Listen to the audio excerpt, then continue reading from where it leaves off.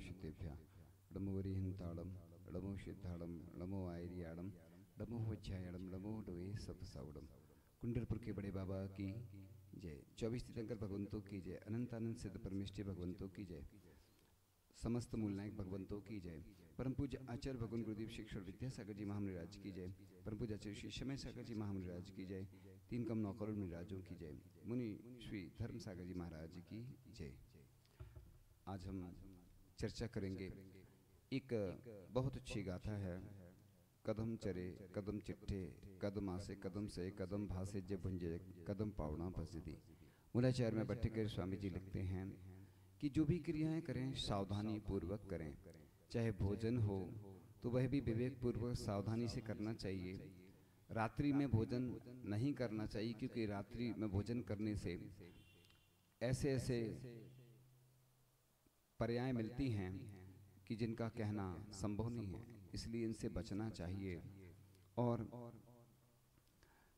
इसलिए इनसे बहुत सारी बीमारियां होती हैं, क्योंकि सूर्य ऊर्जा प्रदान करता है। इसलिए जो भी मांगलिक क्रियाएं होती हैं शुभ मुहूर्त में दिन में ही की जाती हैं।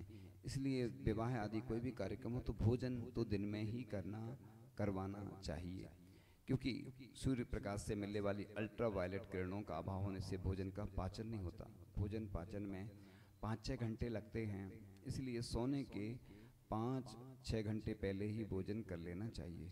भोजन बैठकर ही करना चाहिए, क्योंकि भारतीय संस्कृति में पहले सम्मान के साथ भोजन करवाया जाता था और घर में भी अपन सम्मान के साथ भोजन करते हैं। आज जो ये सिस्टम चल रहा है, बफर सिस्टम, ये पश्चिमी सभ्यता की देन है। वैसे तो आज हमें एक बैठकर भोजन करवाने का जो सिस्टम है वो बहुत अच्छा है, और सम्मान के साथ ही कोई बुलाता है तो करें, नहीं तो भोजन नहीं करें। इस प्रकार से यही पुरानी सभ्यता है जो स्वास्थ्य को लाभ देती है। तो इस प्रकार भोजन हितकर हो, उचित मात्रा में हो।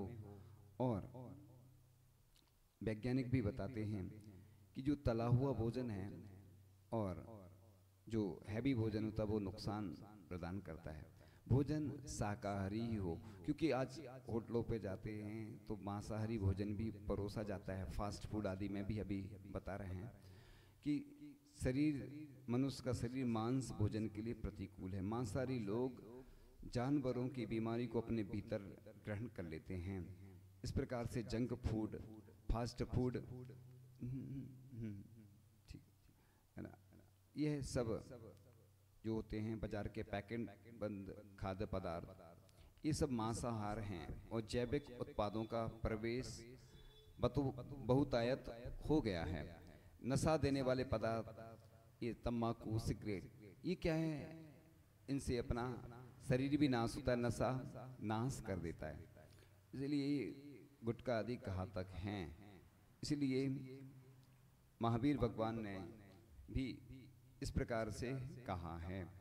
तो इस प्रकार से जो भोजन हम करते हैं वो बीमारियां पैदा नहीं करे, इसलिए रोगों का नियंत्रण आवश्यक है। तो कहते हैं जो एक बार भोजन करता हुआ योगी, जो 2 बार भोजन करता है वो भोगी, और जो 3 बार भोजन करता है वह रोगी। इसलिए अपन को सीमित मात्रा में भोजन करें और भोजन आवश्यक है। इसलिए प्राचीन ग्रंथों में जो लिखा है उसी के हिसाब से अपन को करना चाहिए। तो शाकाहारी भोजन करना ही स्वास्थ्य प्रदायक है। शाकाहारी भोजन जितना सुपाच्य और मनुष्य के शरीर के अनुकूल होता है उतना मांसाहारी भोजन नहीं होता है, क्योंकि शाक शब्द संस्कृत की धातु आदि से बना है। इसका अर्थ होता है शक्तिशाली होना, सहन करना, और ऐसा आहार जो मनुष्य को बलवान, समर्थ और रोगों से लड़ने की क्षमता प्रदान करता है। वेजिटेरियन शब्द भी जिसका अर्थ होता है स्वस्थ, समर्थ, विश्वस्त, ठोस, समग्र, परिपूर्ण, ताजा, जीवंत, इसलिए जीवन संचारक, जीवन से भरपूर। इस प्रकार से यह तरीका बताया जा रहा है कि किस तरीके से हम करते हैं। तो जंक फूड, फास्ट फूड शाकाहारी हैं क्या, इसका बताया जाता है कि आजकल जंक फूड, फास्ट फूड भी शाकाहारी नहीं है, क्योंकि इनमें अनेक जानवरों की चर्बी, हड्डी, समुद्री जीव जंतु के सूखे पाउडर एवं अंडा आदि का परिरक्षक के रूप में प्रयोग किया जाता है। Pizza, burger, Maggi, masala dosa, noodles, पाव भाजी, सैंडविच, हॉट डॉग आदि बाजारू भोजन जंक फूड कहलाता है। इसलिए जंक का अर्थ होता है इंग्लिश डिक्शनरी में पुरानी, बेकार या कम उपयोग की वस्तुएं, कबाड़, कूड़ा करकट बताया। ऑक्सफोर्ड डिक्शनरी में जंक फूड का अर्थ लिखा है कि तुरंत बनने या खाए जाने वाले खाद्य पदार्थ जो यद्यपि स्वास्थ्यकर नहीं है। ऑक्सफोर्ड को ही इंग्लिश डिक्शनरी में जंक फूड का अर्थ ये बताया, वह भोजन जो आपके स्वास्थ्य के लिए बहुत बुरा समझा गया है। जंक फूड, इतनी स्पष्ट चेतावनी के बाद भी यदि आप ऐसी चीज़ें खाते हैं तो इसका अर्थ है आप पढ़े लिखे गंवार। केवल विदेशी भोजन को ही जंक फूड नहीं समझना चाहिए, किंतु समोसा आदि, आलू पराठे, आलू बंडा, मसाला डोसा, अधिक मसालों से तला भुना चटपटा भोजन भी जंक फूड में आता है। तो इससे क्या बीमारियां होती हैं? तो आज की आधुनिक जीवन शैली में युवा, विद्यार्थी, होटलों में, नौकरी पेशा वर्ग में इस फूड का प्रचलन जरूरत से ज़्यादा बढ़ रहा है, जिससे ज़्यादा बच्चे साथ ही साथ बड़े भी इस जंक फूड से होने वाली बीमारियों के शिकार हो रहे हैं, जैसे मोटापा बढ़ना, कब्जे बनी रहना, डायबिटीज टाइप 2, हाइपरटेंशन आदि के साथ साथ ऐसी बीमारियां भी बढ़ रही हैं जो विटामिन, मिनरल्स एवं आयरन की कमी से होती हैं। समय की बचत के लिए महिलाएं, नौकरी पेशा वर्ग ऐसे भोजन को उचित समझते हैं, जिसके कारण उन्हें भी इन्हीं शारीरिक बीमारियों का शिकार बनना पड़ रहा है। बच्चों में एवं बड़ों में चिड़चिड़ापन आने की बहुत बड़ी वजह यह जंक फूड है। इस जंक फूड से आंतों में जंग लगती, आंतें खराब होते ही पूरे शरीर का संचालन बिगड़ जाता है। यदि अभिभावक स्वयं इस फूड से बचकर बच्चों को इस फूड के नुकसान के बारे में प्यार से समझाएं तो आने वाली पीढ़ियां बेहतर ढंग से जीवन जी सकेंगी। इसके साथ ही स्कूल कॉलेज में अध्यापक विद्यार्थियों को इसकी जानकारी अवश्य दें, ताकि बच्चों की शिक्षा मूल्यवान और गुणवान हो जाए। डॉक्टरों भी अब स्पष्ट घोषणा है कि यह जंक फूड हर उम्र के लोगों के लिए हानिकारक है। हृदय रोग, रक्तचाप, पैरालिसिस जैसी बीमारियों के लिए यही भोजन जिम्मेदार है। जंक फूड में पौष्टिकता नहीं रहती। संतुलित आहार में 55% कार्बोहाइड्रेट, 15 से 20% प्रोटीन, 25% वसा एवं विटामिन, जिंक तथा आयरन भी होना चाहिए। अब एक होटल में एक व्यक्ति, जैन व्यक्ति काम करता था। उसका लेख आया था कि 3 स्टार या 5 स्टार होटल में उसने देखा कि तरी रहती ना, वो तरी मांसाहारी डाली जाती थी। वो लेख हमारे पास अभी तो नहीं है, लेकिन हम आगे उसको बताएंगे। तो जैन नाम से आजकल प्लेन में, ट्रेन में, कई होटलों में इस प्रकार से जैन फूड के नाम से जो जैन समोसा, जैन आइसक्रीम, जैन पाव भाजी आदि सभी खाने योग्य नहीं है। इसके आगे जैन शब्द इसलिए लिखा जाता है क्योंकि जैन शब्द शुद्ध शाकाहारी की पहचान कर रहा है। जैन लिखने से इसमें सीधे तरीके से मांस का प्रयोग नहीं होता है, बस इतना ही जानना। किंतु पुरानी बासी मैदा, खमण उठाने के लिए कच्ची आदि सड़ी गली सभी चीज़ों का प्रयोग तो किया जाता है। जैन होटल कहने भर से वह आपकी शुद्ध रसोई घर तो नहीं बन सकती है। उस होटल में बासी सड़ी गली चीज़ों का भी उपयोग होता है। अनेक रोगों के कीटाणु होटल के ही प्लेट, ग्लास और चम्मच के माध्यम से शरीर में प्रवेश कर जाते हैं। इसी प्रकार से अपन को व्यवस्था करना चाहिए, सरकार से अनुरोध करना चाहिए कि होटल, जो स्कूल, कॉलेज, ऑफिस आदि में भी शाकाहारी भोजन मिले और शाकाहारी भोजन की व्यवस्था हो। इसके लिए प्रयास करना चाहिए। ट्रेनों में, है ना, सरकार से मांग करेंगे तो मांसाहारी भोजन अलग बने। ट्रेन में जो पेंट्री कार होती है एक ही होती है, शाकाहारी मांसाहारी बर्तन भी वही होते हैं। इसलिए हमें इस बात के लिए प्रयास करना चाहिए और त्याग भी करना चाहिए, नियम लेना चाहिए, अपना भोजन अपने साथ ले जाएं। इस प्रकार से पेय पदार्थ भी, जैसे जितने भी कोल्ड ड्रिंक आदि आते हैं वो भी अल्कोहल उनमें होता है। तो स्वीडन के स्कूलों में सभी खाद्य पदार्थ और पेय पदार्थों को बच्चों को नहीं खिलाया और पिलाया जाता है। इस पर रोक लगी है। फ्रांस, बेल्जियम में इन कोल्ड ड्रिंक्स को बेचना और पीना दोनों ही प्रतिबंधित है। आंध्र प्रदेश के किसान खेतों में कीटनाशक के लिए इस कोल्ड ड्रिंक पेय पदार्थ का उपयोग कर लेते हैं, क्योंकि ये कीटनाशक की अपेक्षा सस्ते पड़ते हैं। कोल्ड ड्रिंक्स पीने से हड्डियां गलती हैं, कैल्शियम की कमी होती है जिससे शरीर का विकास रुक जाता है, दांत जल्दी गिरने लग जाते हैं।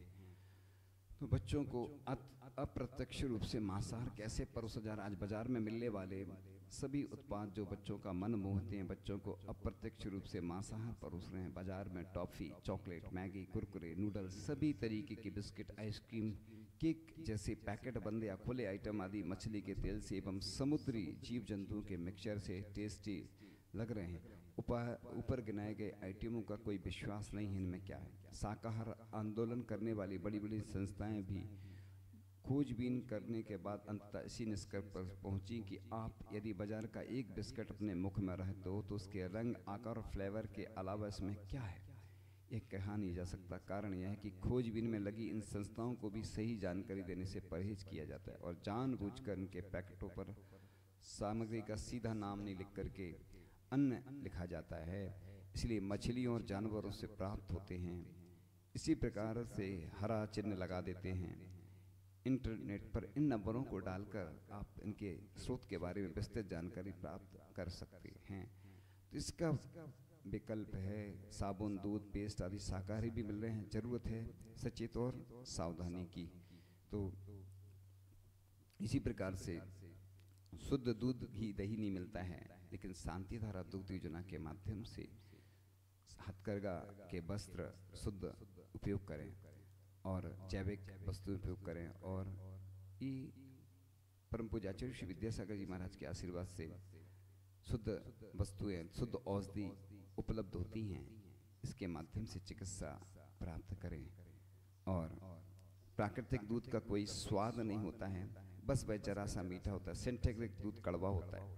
प्राकृतिक दूध में किसी तरह की गंध नहीं होती, जबकि मिलावटी दूध में गंध आती है। उंगलियों में लेकर रगड़ने पर प्राकृतिक दूध साबुन जैसा नहीं होता, जबकि सिंथेटिक दूध साबुन जैसा हो जाता है। प्राकृतिक दूध उबलने पर सफ़ेद ही बना रहता है। इस प्रकार से ये जो दूध में यूरिया मिलाकर आप तक पहुंचा जाता है। इस प्रकार से मिलावटी दूध कैंसर का कारण होता है। इसमें मिला यूरिया गुर्दों का नाश करता है। कास्टिक सोडा उक्त रक्तचाप और दिल की बीमारी से जूझ रहे लोगों के लिए धीमे जहर का काम करता है।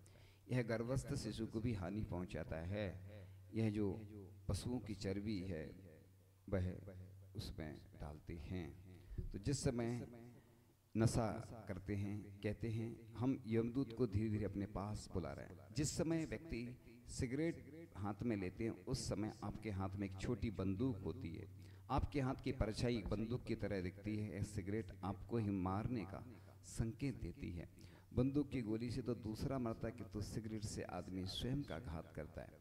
सिगरेट के धुएं का प्रत्येक कस आत्महत्या का प्रयास है। सिगरेट की परिभाषा प्रोफेसर गार्गनर ने इस तरह दी है। सिगरेट एक श्वेत डंडिका होती है जिसके एक ओर से धुआं निकलता है, दूसरी ओर से पीने वाला बेवकूफ़ आदमी होता है। सिगरेट के बारे में कह गए मिस्टर कयूफ, एक सिरे पर आग इसके, दूसरी पर बेवकूफ़। मुझे तब और ज़्यादा आश्चर्य होता है कि जब एक पढ़ा लिखा व्यक्ति यह जानती हुए कि गुटखा, सिगरेट, तम्बाकू आदि से नशा करना हमारे लिए घातक है, जहर है, फिर भी वह उनसे पीछा नहीं छुड़ा पाता।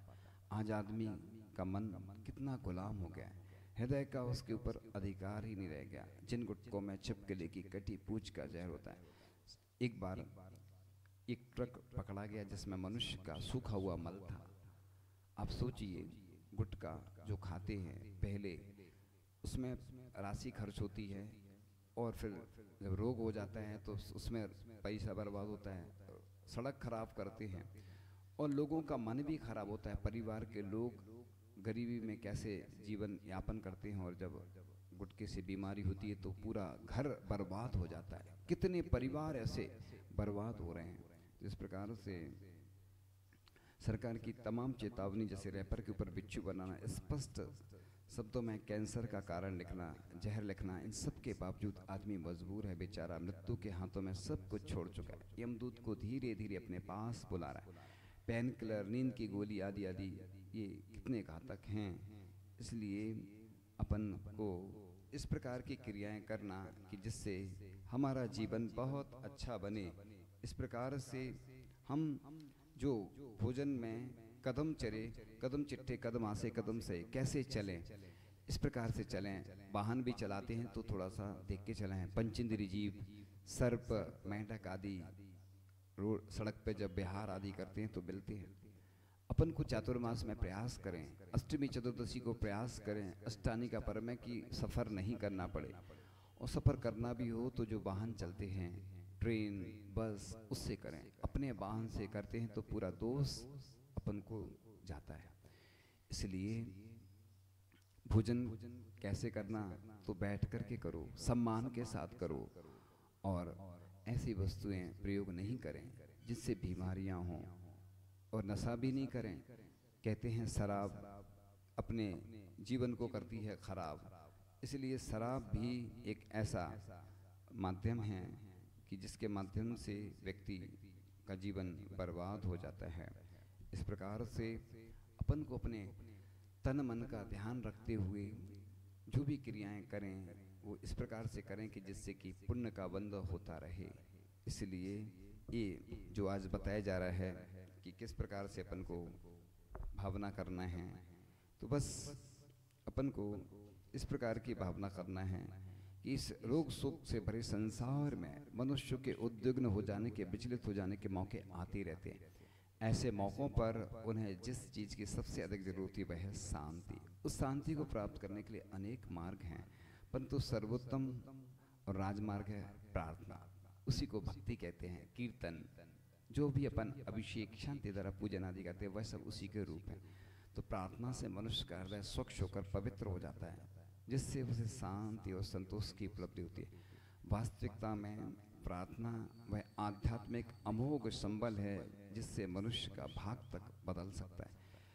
फिर रोग शोक किस कोटि में हैं, लेकिन प्रार्थना में सत्य निष्ठा हो, प्रार्थना सच्चे हृदय से हो, प्रार्थना में किसी भी सांसारिक वस्तु की याचना ना हो, क्योंकि विशुद्ध मन से सत्य निष्ठा के साथ की गई प्रार्थना से मन का कलमश धुल जाता है, आत्मा पवित्र हो जाती है। पवित्र आत्मा ही परमात्मा के साथ तादात्म्य में संबंध स्थापित कर पाती है। तो इस प्रकार से यह है जो भावना होती है कि विश्व की संस्कृति में प्रार्थना का महत्वपूर्ण स्थान है। प्रार्थना के माध्यम से भक्त अपने उभयलोक के संपूर्ण कार्यों को मूर्त रूप कर सकता है। इसमें श्रद्धा, समर्पण, गुणानुवाद के साथ साथ दृढ़ संकल्प की आवश्यकता होती है। तो अपने जीवन को शांत, प्रसन्न एवं सानंद सुखमय बनाने का दृढ़ संकल्प करना चाहिए। इस प्रकार से ब्रह्म मुहूर्त सबसे अच्छा काल रहता है, इसमें अपन कर सकते हैं, और यह प्रज्ञा जागरण की भूमिका होती है। इसके सतत अभ्यास एवं साधना से हमारा जीवन तनाव मुक्त होता है। इस प्रकार से हम ऐसी भावना करते हैं तो बस बहुत आनंद आता है। इस प्रकार विशुद्ध भावना के साथ पवित्र ऊर्जा हमारे अंदर आ रही है। ऐसी भावना करते हुए हम संसार की भटकन से बच सकते हैं, क्योंकि मैं शारीरिक, मानसिक एवं आध्यात्मिक सुस्वास्थ्य प्राप्त कर रहा हूँ। मैं अपने जीवन को सात्विक, सरल, सहज, सफल, शांत बना रहा हूँ। इस प्रकार से मैं तनाव मुक्त हो रहा हूँ। हे तीर्थंकर महाप्रभु, मैं मन वचन काय की स्थिरता पूर्वक पूर्ण श्रद्धा भक्ति समर्पण के साथ मेरा तन, मन और जीवन, मेरी श्वास श्वास की हर धड़कन, मेरे हृदय का प्रत्येक स्पंदन, मेरी आयु का क्षण क्षण आपके पावन पीयूष सुख प्रदायी श्री चरण कमलों में है अर्पण। मेरा संपूर्ण जीवन अब आपके ही चरणों में है प्रत्यर्पण। मैं सभी संबंधियों से राग, मोह तथा दुर्जनों से विद्वेष भाव को हटाकर सत्यनिष्ठा के साथ समता भाव को धारण करता हूँ। ऐसी प्रतिदिन हमें भावना करना चाहिए, प्रार्थना करना चाहिए, क्योंकि यही प्रार्थना हमारे पुण्य बढ़ाने में कारण होती है। इस प्रकार हे विश्व पूज भगवान, अनादिकाल से प्रमाद, कसाय आदि दुर्भावों के वशीभूत होकर अनेकों अकरणीय कार्य मुझसे हुए। पृथ्वी, जल, अग्नि, वायु, वनस्पति आदि एक इंद्रिय जीवों का दुरुपयोग कर मैंने इनका घात किया हो, इन्हें कष्ट पहुँचाया हो, तो एक इंद्री दो इंद्री से लेकर पंच इंद्र तक के प्राणियों को जाने अनजाने कष्ट दिया हो, दुख दिया हो, तो हे करुणा निधान, आपके चरण सानिध्य में उन सभी प्राणियों से मैं बारंबार क्षमा याचना करता हूँ तथा सत्य अहिंसा मार्ग पर चलने का संकल्प करता हूँ। हित लोकी नाथ, मैं अनाथ हूँ, पापी हूँ, दुरात्मा हूँ, ऐसी प्रतिदिन अपन प्रतिक्रमण करें और ऐसी भावना करें। हे भगवान, मैं अज्ञानी हूँ, अल्प बुद्धि हूँ, मायाचारी हूँ। हे सद्दृष्टा प्रभु, मैंने प्रमाद क्रूरता से किसी भी जीव को मन वचन काया से कष्ट दिया हो तो हे भगवान, कष्ट दिलवाए हो, किसी कष्ट देने वाले की प्रशंसा आलोचना की हो, जिससे मेरी आत्मा में अनंत पाप कर्मों का आश्रय हुआ हो, तो निजात्मा की शुद्धि हेतु में अंतर मन वचन काया से बारंबार क्षमा प्राप्ति। हे प्रभु, मुझे क्षमा दान दीजिए। हे तोपदेशी भगवान, आपके द्वारा प्रणीत धर्म मैंने समझा नहीं। हे विशुद्ध परमात्मा, मैंने शांति की साधना में जो दोष लगाए हों वह भगवान मिथ्या हो गए। हे भगवान, मैंने जो भी अयोग्य कार्य किए, धर्म विरुद्ध कार्य किए, वह सब मिथ्या हो गए। इस प्रकार से भगवान, मैंने किसी की निंदा अगर आलोचना की हो तो मैं क्षमा चाहता हूँ। कृत कार्यत अनुमोदना द्वारा समस्त पापों का क्षय हो। हे भगवान, मुझे क्षमा कीजिए, क्षमा कीजिए, क्षमा। मेरे दुखों का क्षय हो, कर्मों का क्षय हो, मुझे बोधि की प्राप्ति हो, मेरा समाधि मरण हो। हे भगवान, अभी तक मेरे द्वारा जो भी अपराध हुए हों भगवान, वो मुझे भगवान क्षमा करना। हे सर्व कल्याण करता भगवान, इस संपूर्ण विश्व में अहिंसामयी धर्मनिष्ठ सत्प्रिय शासन की स्थापना हो। यह प्रकृति सदा शुभ मंगल सुकाल रूप प्रवर्तन करे। सभी जीव परस्पर सहयोग की भावना और शांति सौहार्द के साथ एकता, अखंडता, करुणा, प्रेम, वात्सल भाव को जागृत करें। इस विश्व से समस्त आदि व्याधि रोग, दुर्भिक्ष, अकाल, विघ्न, उपद्रव नष्ट होकर संपूर्ण चराचर विश्व में शांति, सफलता, समृद्धि की स्थापना हो। हे शांति प्रदाता भगवान, विश्व में साधवादमयी जिरवाणी शास्त्रों का पठन पाठन हो, घर घर में धर्मानुकूल वातावरण हो, श्रेष्ठ उत्तम पुरुषों की संगति है, सभी जीव सानंद सुखमय जीवन व्यतीत करें। हे महाप्रभु, जब तक मुझे परम सुख मोक्ष की प्राप्ति नहीं हो जाती, तब तक प्रत्येक जन्म में मुझे आपके दर्शन, भक्ति, पूजन, अभिषेक, शांति द्वारा स्वाध्याय आहार दान करने का सौभाग्य मिलता रहे। और भगवान, मैं आपके चरणों की सेवा हमेशा करता रहूं। हे परम पिता परमात्मा, मैं संसार के समस्त जीवों को क्षमा करता हूँ, सभी जीव मुझे क्षमा करें। और प्राणी मात्र के प्रति मेरा प्रेम मैत्री का भाव है, रंच मात्र भी वैर विद्वेष नहीं है। दीन दुखी जीवों के प्रति मेरे हृदय में करुणा वात्सल का झरना सदा बहता रहे। जो दुर्जन हैं, क्रूर हैं या अन्याय अनीति के बुरे रास्ते पर चल रहे हैं, उनके प्रति मेरे मन में घृणा या क्रोध उत्पन्न न हो। उनके प्रति भी मैं समता और क्षमा का माध्यस्थ भाव रखूं।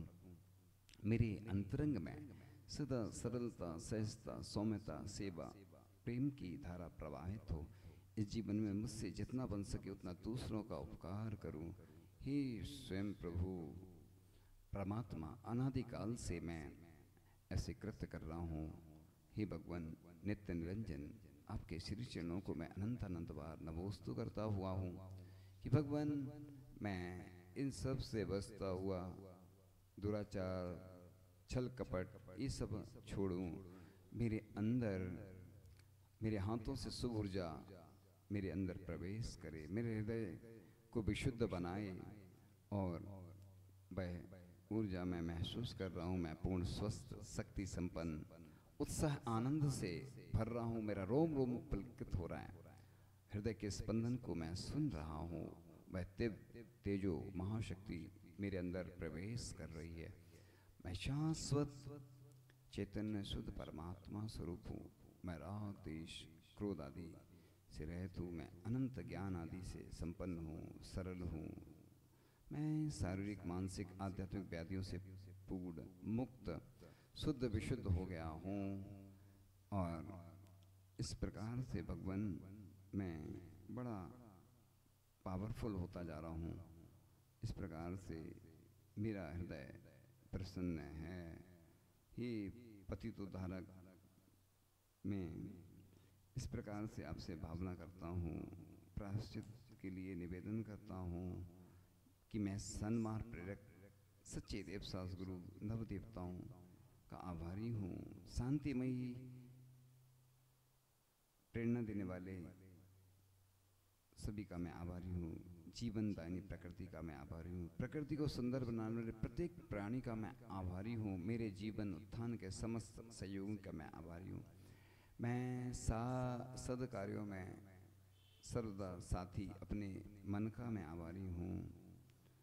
और सभी से मैं यही भावना करता हूँ कि हे भगवान, मेरे अंदर वह ऊर्जा प्रदान करें जिससे कि मैं वह अपनी सुमार्ग प्रेरक सच्चे देव सास गुरु का मैं आभारी हूँ। और भगवान, मैं इस प्रकार से भावना करता रहूं कि जब तक हूँ मैं आप में लीन, सारे जग के संबंधों विलीन, फिर व्यक्तियों वस्तुओं का क्या काम, मेरा सिर्फ आपसे है संबंध सालीन।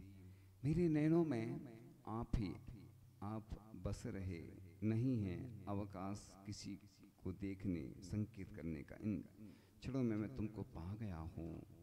इसलिए हे भगवान, मैं अपनी जितनी भी निंदा अगर आलोचना करूं उतनी कम है भगवान, क्योंकि हे भगवान, हे अक्षय दाता प्रभु, प्राणी मात्र का कल्याण हो, रत्नात्रय देव सास गुरु की शरण प्राप्त हो, एवं सभी भय मुक्त हो और सब जीव आपस में एक दूसरे के सहायक बने। ऐसी भावना हम प्रतिदिन करते रहें कि जिसके माध्यम से हम अपना कल्याण कर सकें। इस प्रकार से प्रतिदिन हमें ये सब क्रियाएं करना चाहिए और प्रतिदिन भावना बनाना चाहिए। जो भी मांगलिक क्रियाएं करती है उससे दिव्य ऊर्जा हमारे शरीर में प्रवेश हो रही है और मेरे 72,000 नाड़ियों का संशोधन हो रहा है। 5,08,99,584 प्रकार के रोग ठीक हो रहे हैं। मेरे अंदर वह दिव्य ऊर्जा प्रवेश करती जा रही है। इस प्रकार से जब वह दिव्य ऊर्जा प्रवेश करती है तो हमें विशेष पुण्य की प्राप्ति होती है। इस प्रकार से हम यह जो ध्यान की प्रक्रिया है उसके माध्यम से अपने पुण्य को बढ़ाते चले जाते हैं। इस प्रकार से यह जो होता है ध्यान, वह इससे ओम होता है, बड़ा पावरफुल है। ब्रह्मांड की सभी शक्तियां इसमें रहत होती हैं। अनेक जीवनी शक्तियां विद्यमान हैं। आत्मा की ज्ञान शक्ति तक पहुंचाने वाली और उसे जागृत करने वाली एक शब्द शक्ति है। जिस शब्द शक्ति से ही अपना क्या और अपने से भिन्न क्या यह ज्ञान हो जाता है, उसी शक्ति को मंत्र कहते हैं। बीजाक्षर होते हैं। ऐसे बीजाक्षर मंत्र ओम अरहम आदि हैं। यह मंत्र आत्मा के ज्ञान स्तर को बढ़ाकर उसे परिपूर्ण परमात्मा बना देते हैं। इसलिए अपनी आत्मा को परमात्मा बनाने का ध्येय इसलिए सबसे महत्वपूर्ण और सर्वोत्तम लक्ष्य है। जो परमात्मा बन गए हैं और बनने के मार्ग पर निकले, वे ही परमेष्ठी कहलाते हैं। इस प्रकार से हम ध्यान के माध्यम से एक ऊर्जा होती है, वह हम जो तीर्थंकरों ने आत्मिक धर्म को मान्यता दी। आत्मा का धर्म, आत्मा का समत्व सुख है, वही ऊर्जा हम महसूस करते हैं। परम पूज्य आचार्य भगवान गुरुदेव शिक्षण विद्यासागर जी महाराज की आचार्य भगवान ने हमें ये सब बताया है। ब्रह्मचर्य होता है जो अनंत चैतन्य में रहना, वह हम धारण करें कि इस प्रकार से। और ब्रह्मचर्य, अपरिग्रह आदि हम ये अपने अंदर रखकर धारण करते हैं। तन मिला तुम तप करो, करो कर्म का नाश, रवि शशि से भी अधिक है तुम में दिव्य प्रकाश।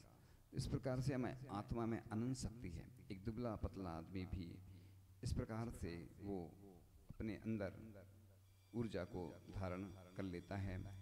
तो इस प्रकार से अपन इस प्रकार से अगर कोई भी ध्यान करते हैं, प्रतिदिन इस प्रकार से भावना करें, हे भगवान मेरे द्वारा जो भी गलतियां हुई त्रुटियां हुई क्षमा करें। हे भगवान आपकी सुंदर सुंदर विशाल रत्नमयी स्वर्णमयी प्रतिमाएं बनवा करके, सुंदर सुंदर जिनालय शिखर वेदी बनवा करके सुंदर सुंदर अष्ट मंगल द्रव्य अष्ट प्रातिहार अर्पण करूं। इससे पॉजिटिव एनर्जी आएगी, हमारा शरीर स्वस्थ होगा।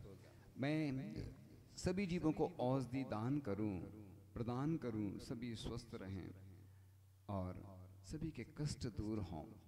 तीर्थंकर प्रकृति के बंध में 16 कारण भावनाएं इसी प्रकार से हमारा सहयोग करती हैं।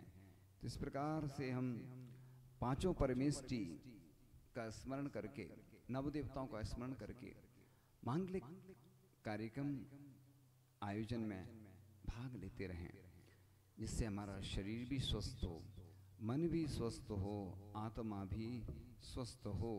इस प्रकार से हम वो भी जो भी कार्य करते हैं स्थायी कार्य करें तो गहरी श्वास लेकर प्रारंभ करें और अभिषेक पूजन आदि भी करते हैं तो ऐसे वाद्य यंत्रों के साथ ऐसी क्रियाएं करें कि जिसके माध्यम से हमारा पुण्य बढ़ता चला जाए। तो ये मांगलिक क्रियाएं, मांगलिक महोत्सव हमारे पुण्य बढ़ाने वाले होते हैं। इसलिए ये आज हमने बहुत अच्छे से समझा कि जिस प्रकार से साधु संत भी 48 मिनट की सामयिक करते हैं, उसमें ध्यान करते हैं, जाप करते हैं, तीर्थ क्षेत्रों की वंदना करते हैं और भी अच्छी अच्छी भावनाएं करते हैं। भावनाएं ही हमारे शरीर के रोग मिटाने में कारण बनती हैं। इसलिए सामयिक का भी अभ्यास करना चाहिए कि मैं अपना काम समय पर करें और मैं मन से प्रसन्न हूँ, मुझे कोई रोग नहीं है, मैं पूर्ण स्वस्थ हूँ, मैं रुग्ण शरीर से भिन्न आत्मा हूँ, मेरा शरीर स्वस्थ हो रहा है, मेरा रोग भाग गया, मुझ में कहीं दर्द नहीं है। जब डर लगे तो ऐसी भावना करें कि डर मुझे नहीं, डर और मुझे नहीं नहीं नहीं, मैं किसी से नहीं डरता, मैं बहुत बलवान हूँ, पावरफुल हूँ, मुझे परमात्मा से अवैधान मिला है, मैं वही करके दिखाऊंगा जिससे मुझे डर लगता है, मेरे जैसी हिम्मत किसी में नहीं है। इस प्रकार से अपन करेंगे तो बस हमारे अंदर पॉजिटिव एनर्जी आती चली जाएगी, क्योंकि जीत हो या हार हमेशा रहो तैयार। तो कई बार कोई काम करते हैं तो लोग विरोध करते हैं, अगर अच्छा कार्य कर रहे हैं तो हमें करते रहना चाहिए, सेवा के कार्य हमें करते रहना चाहिए, हमें अपना पुण्य बढ़ाना है, क्योंकि अच्छे कार्य में विघ्न आते हैं, श्रेयांसी बहु विघ्नानी। इसलिए अच्छी अच्छी भावनाएं भाते चले जाओ। पंचम काल है, बहुत सारी समस्याएं आने वाली हैं, लेकिन हमें धर्म को नहीं छोड़ना है। जिस प्रकार से रामचंद्र जी ने सीता को वन में भेजा तो कृतांत वक्र सेनापति ने कहा था, जिस प्रकार से किसी के कहने पर आपने हमें छोड़ दिया, इसी प्रकार धर्म को नहीं छोड़ देना। इसलिए आप डरे नहीं, अपने आप को पॉजिटिव महसूस करें कि जिसके माध्यम से हमारी एनर्जी सुरक्षित रहे, सेव रहे, और वही एनर्जी हमारे पुण्य बढ़ाने में कारण बनेगी। इसलिए आप हमेशा बस वह आनंद लेते रहें, क्योंकि हम आज टेंशन में जी रहे हैं और टेंशन के कारण से हम बहुत सारे कार्यों से बच जाते हैं। इसलिए ऐसी भावनाएं भाएंगे कि मैं प्रतिदिन नंदी सुरदीप के दर्शन कर रहा हूँ, मैं कृत्रिम अकृत्रिम चैत्यालयों के दर्शन कर रहा हूँ, बहुत आनंददायी क्षण होते हैं। इससे पॉजिटिव एनर्जी आएगी, अपना शरीर भी स्वस्थ रहेगा। और ब्रह्म मुहूर्त में उठने से स्मृति भी बढ़ती है और शुद्ध ऑक्सीजन की प्राप्ति भी होती है। इसलिए ये ध्यान प्राणायाम योग करते रहें। और साधु संत भी इसके बल पर जब मोक्ष प्राप्त करते हैं तो क्या लौकिक वस्तुएं प्राप्त नहीं होंगी? अवश्य होंगी। इसलिए अच्छी अच्छी भावनाएं तीर्थंकर प्रकृति के बंधन में कारण बनती हैं। इसलिए अच्छी भावनाएं हमेशा करते रहें और अपने आप को बहुत ऊंचाइयों तक पहुंचाते रहें। यही ऊर्जा आपको पुण्य प्रदायक होगी, पावरफुल वही ऊर्जा होती है जिसके माध्यम से हम अपने आप को शांतिमय बना सकते हैं। इसलिए आज लोग टेंशन में रहते हैं, ध्यान करते नहीं हैं, जाप करते नहीं हैं, धार्मिक अनुष्ठान करते नहीं, फिर बोलते हैं परेशान है। तो साधु संत भी दिन रात साधना तप त्याग के माध्यम से अपनी ऊर्जा को बढ़ाते रहते हैं। इसलिए पॉजिटिव ऊर्जा आपके जीवन में तब आएगी जब आप अच्छे कार्य करते रहेंगे। इसलिए हे भगवान, पुनः मैं आपसे क्षमा मांगते हुए यही भावना प्रतिदिन करूं।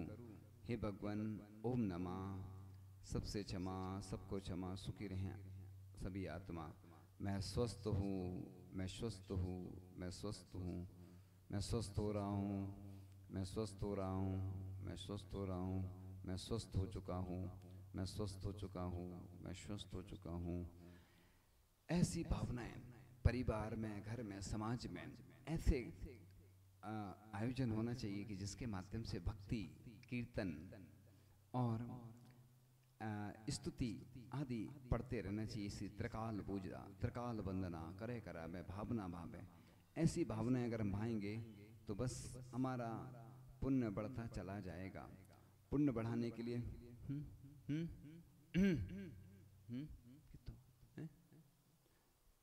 पुण्य बढ़ाने के लिए पुण्य की आवश्यकता होती है।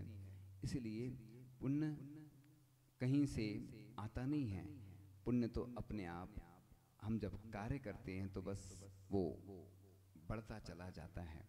इसलिए पुण्य फला अरहंता, यानी अरहंत पद है वो पुण्य का फल है। इसी प्रकार से हम भी अच्छी अच्छी क्रियाएं करते हैं तो हमारा पुण्य बढ़ता है। परम पूज्याचार्य भगवान गुरुदेव शिक्षर विद्यासागर जी महामुनि महाराज की, परम पूज्याचार्य श्री समय सागर जी महामुनि महाराज की।